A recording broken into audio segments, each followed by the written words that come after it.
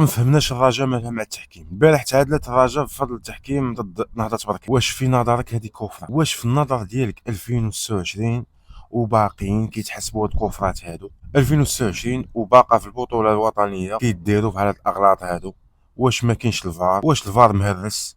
مني شي اللعابه كيحتجوا عليك وباينه باللي ماشي كفره، والسيد ما قاسوش بالمقدم، ما قاسوش، وتيغوت كيقول لك راه ما قصوش، وانت تجبد الصفرة تعطيها ليه وما قدرتيش تمشي للفار. علاش ما تمشيش للفار؟ علاش؟ حقاش هذيك نهضة بركان راه حشومه وعيب وعار.